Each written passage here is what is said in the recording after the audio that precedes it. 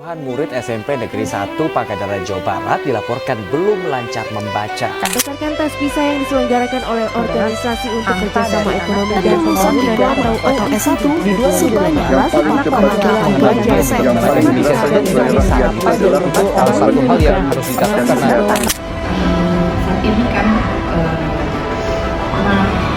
yang namanya pengaruh media sosial, pengaruh penggunaan gadget itu luar biasa dan itu sangat berpengaruh, apalagi kita sekarang sudah ada lagi yang namanya ujian nasional.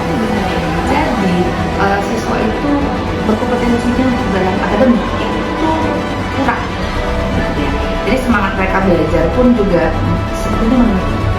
Ini disebabkan karena mereka juga menganggap bahwa sekarang yang namanya prestasi akademik itu bukan hal yang penting, nggak perlu itu ditunjukkan, gitu. Jadi mereka jadi kurang bersaing. Pendidikan adalah kunci untuk mencetak generasi yang inovatif dan produktif.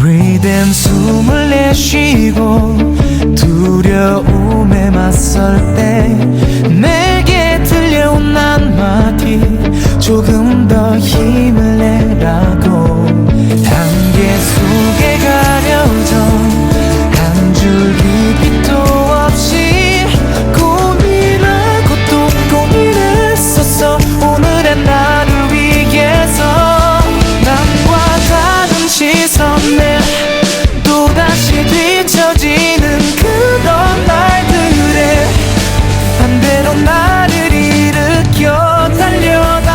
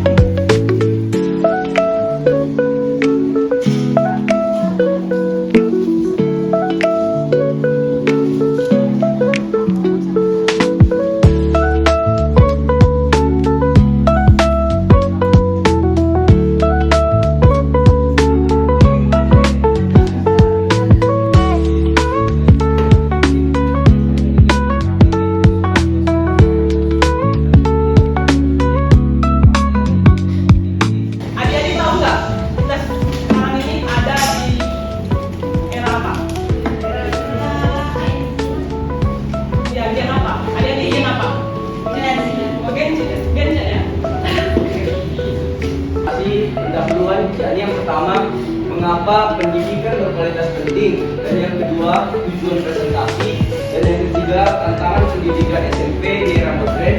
Yang keempat, nanti ada 3 metode belajar efektif untuk mewujudkan pendidikan berkualitas. Yang kelima, nanti ada manfaat inovasi metode pembelajaran bagi siswa. Yang keenam, implementasi di sekolah, dan nanti yang terakhir ada kesimpulan. Dan presentasi kami ada 2. Pertama itu kami akan mengenalkan apa saja tantangan yang siswa SMP hadapi dalam belajar selama ini. Yang kedua, kami tidak hanya mengenalkan tantangan, tapi kami juga mengenalkan inovasi metode pembelajaran yang tepat dan sesuai dengan era zaman sekarang ini. Selanjutnya, tantangan pendidikan SMP di era modern. Adapun tantangan utama dalam pendidikan ialah yang pertama, perubahan teknologi yang cepat. Maksudnya, siswa kini tumbuh dalam lingkungan digital. Perlu adanya adaptasi metode pembelajaran agar relevan. Yang di sini ada yang pernah ke ini nggak untuk membuat konsul sama psikologi atau apa untuk ngecek metode belajar dirinya? Ada nggak yang pernah? Ada ya. Nah, jadi kita mengenal 3 metode belajar efektif untuk mewujudkan pendidikan berkualitas.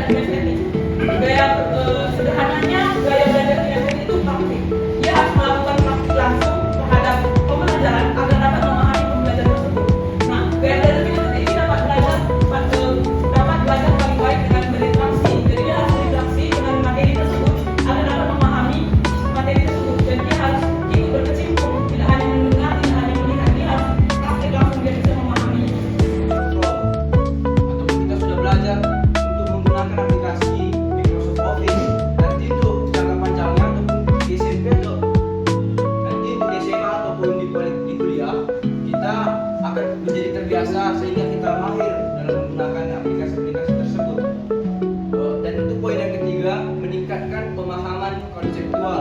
Maksudnya, metode seperti classroom dan pembelajaran berbasis proyek memungkinkan siswa memahami konsep secara lebih mendalam. Dan yang ketiga, penyesuaian kurikulum. Maksudnya, kurikulum perlu disesuaikan agar mendukung penggunaan metode baru dan memberikan fleksibilitas bagi guru dan siswa. Maksudnya di sini adalah menambahkan hal baru dalam kurikulum kita.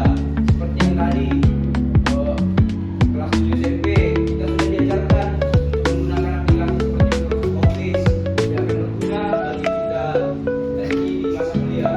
Simpulkan semua pemaparan tadi dalam tiga poin yang sama, yaitu mengapa pendidikan berkualitas penting. Jadi pendidikan berkualitas adalah dasar untuk mencapai suatu kemajuan suatu negara. Jadi untuk mencapai kemajuan suatu negara perlu dari dasar SDM yang berkualitas dan berpendidikan yang tinggi.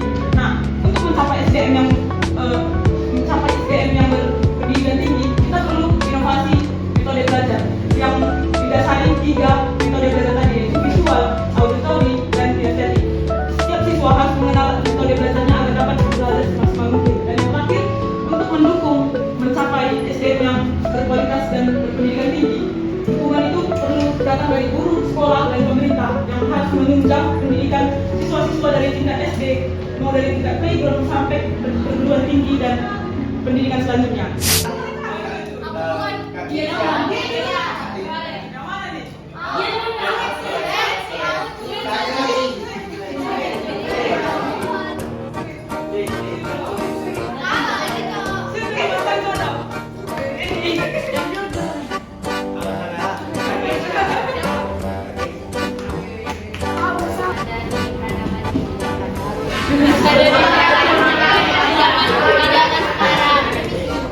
Kalau aku secara umum mungkin semua saya tahu ya, tapi kalau kakak sendiri, gimana cara kakak untuk paham materi di era sekarang ini?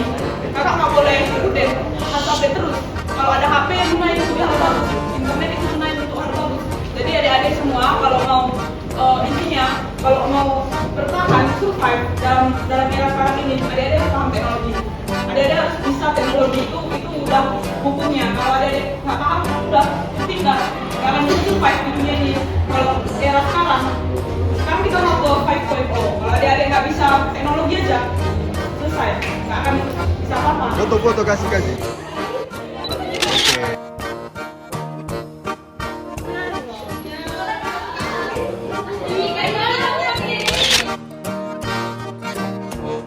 Nanti kita live speaking, nanti kakak bilang dua, yang salah yang boleh.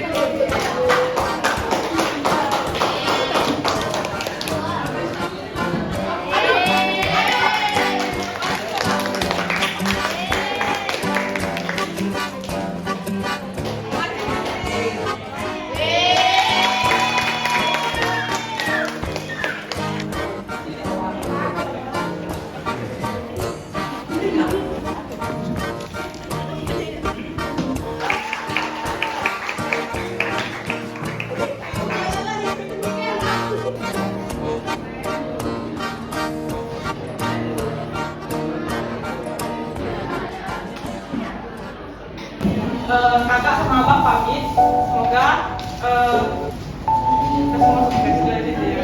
Oke, saya pamit ya. Sukses.